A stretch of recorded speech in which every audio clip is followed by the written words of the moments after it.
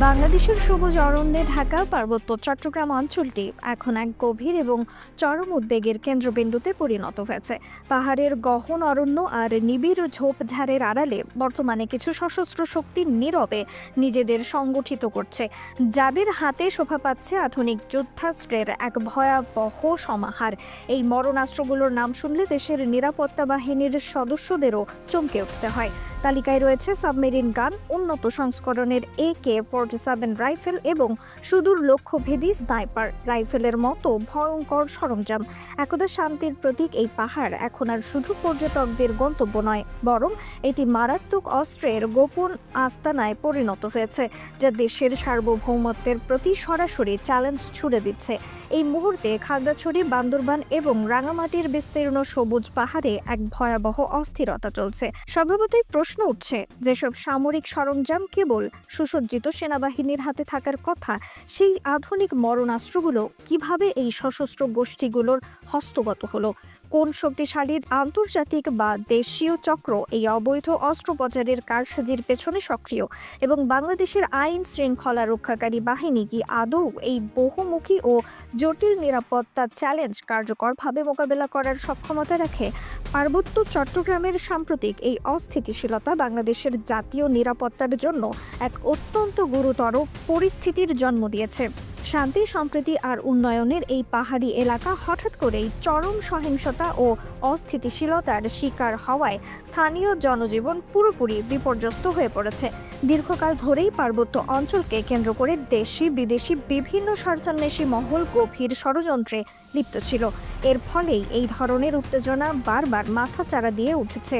যারা এই পাহাড়ি এলাকাকে অস্থির করতে সক্রিয়, তারা শুধু স্থানীয় জনগোষ্ঠীর শান্তিপূর্ণ সহাবস্থানকেই বাধাগ্রস্ত করছে না, বরং তারা প্রকারান্তরে বাংলাদেশের ভৌগোলিক অখণ্ডতা এবং সার্বভৌমত্বকেও চ্যালেঞ্জ জানাতে চাইছে।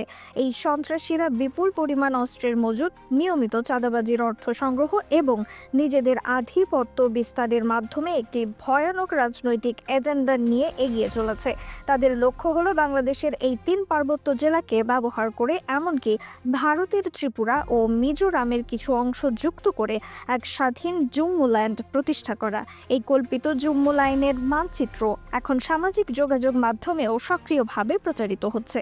গোয়েন্দা সূত্রগুলোর বরাতে প্রাপ্ত তথ্য অনুযায়ী সাম্প্রতিক 5 আগস্টের রাজনৈতিক পথ পরিবর্তনের পর দেশের সামগ্রিক পরিস্থিতি যখন কিছুটা নাজুক, ঠিক সেই সুযোগকে কাজে লাগিয়ে পার্বত্য চট্টগ্রামের পরিস্থিতিকে আরও বেশি ঘোলাটে করার জন্য সুপরিকল্পিত প্রচেষ্টা চালানো হচ্ছে।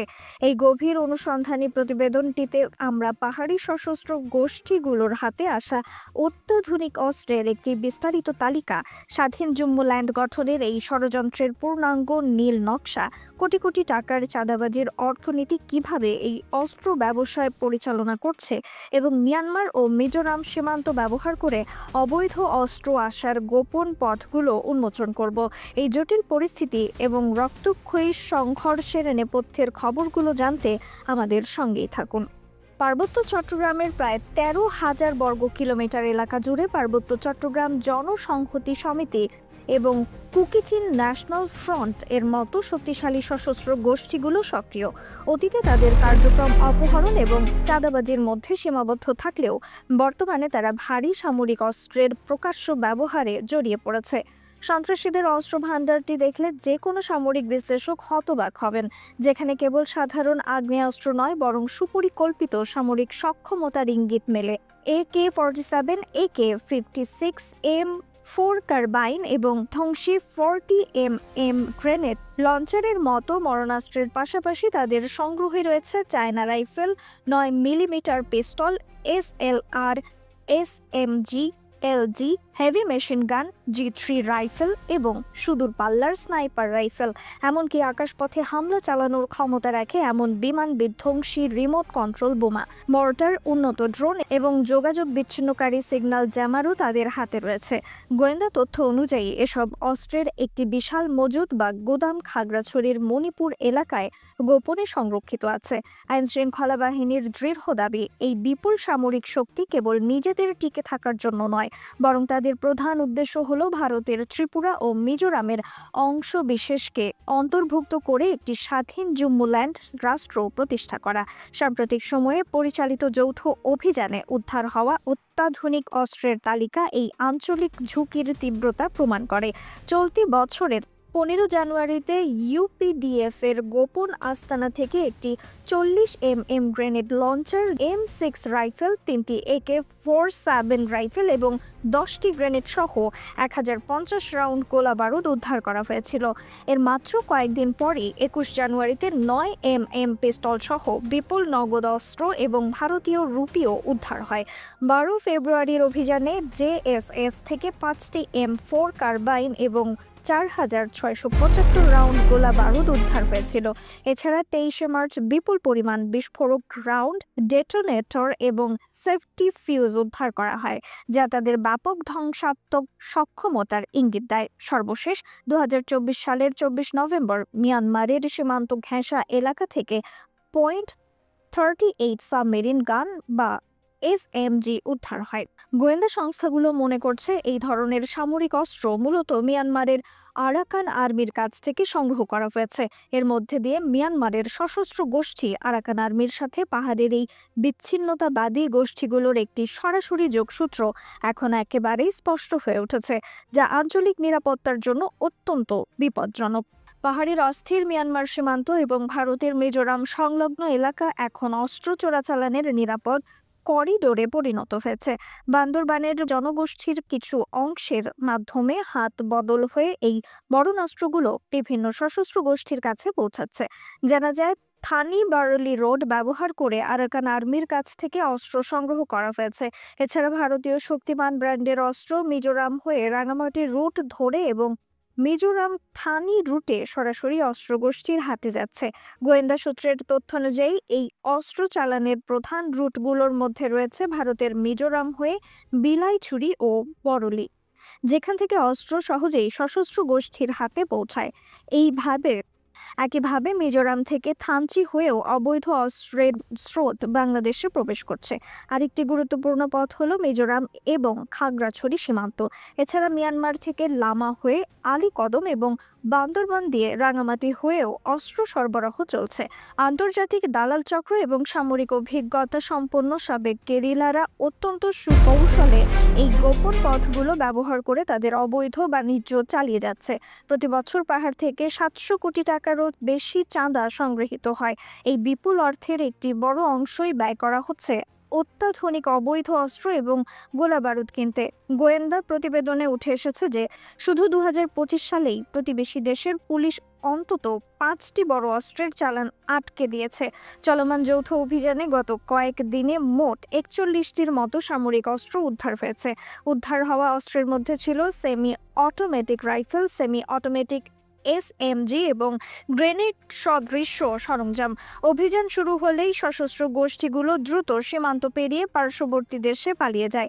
সেখান থেকে তারা দ্রুত নতুন করে অত্যাধুনিক অস্ত্র কিনে আবার ফিরে এসে নিরাপত্তা বাহিনীর উপর আক্রমণ চালায়।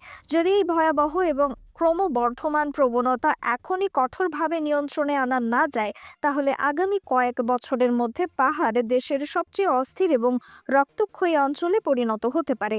অত্যাধুনিক সামরিক সরঞ্জাম, আন্তর্জাতিক নেটওয়ার্কের সহযোগিতা এবং সীমান্ত ব্যবস্থাপনার দুর্বলতা, এই 3টি উপাদানের ভয়ঙ্কর সংমিশ্রণ এক বিস্ফোরক পরিস্থিতির সৃষ্টি করেছে।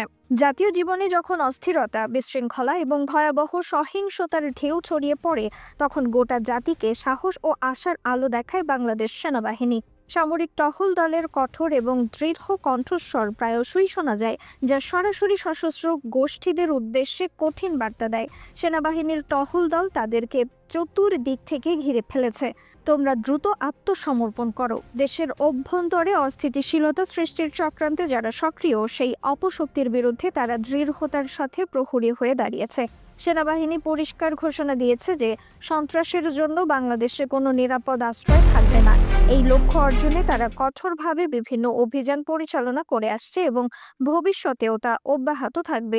পেশাদারিত্বের এই কঠিন আবরণের ভেতরেও লুকিয়ে আছে গভীর মানবিক সংবেদনশীলতা। সম্প্রতি এক সামরিক কর্মকর্তা একটি মর্মান্তিক দুর্ঘটনার বর্ণনা দিতে গিয়ে বলেন, একটি মা এবং শিশুর মৃতদেহ উদ্ধারের পর তাদের প্রতি সম্মান প্রদর্শনার্থে তিনি নিজের সামরিক পোশাক দিয়ে দেহ দুটি আবৃত করেছিলেন। তিনি গভীর গর্বের সাথে উল্লেখ করেন, সাধারণ মানুষ তার সামরিক পোশাক এবং বাংলাদেশ সেনাবাহিনীকে বিশ্বাস করেছে। নিরাপত্তা বাহিনীর এই নিরলস এবং মানবিক প্রচেষ্টার ফলস্বরূপ সাধারণ মানুষের হৃদয়ে জন্ম নিয়েছে গভীর আস্থা। অনেক নাগরিক বিশ্বাস করেন, সেনাবাহিনী যদি না থাকতো তবে চরম দুর্দশার সময়েও তারা বেঁচে থাকার সুযোগ পেতেন না। গোয়েন্দা তথ্যের ভিত্তিতে পরিচালিত গোপন অভিযানে সামরিক বাহিনীর তৎপরতা ছিল অত্যন্ত দ্রুত ও সময়োপযোগী। একটি অভিযানের প্রস্তুতিমূলক কথোপকথন থেকে জানা যায় নিরাপত্তা বাহিনী কিভাবে সুনির্দিষ্ট লক্ষ্য অর্জনের দিকে মনোনিবেশ করে।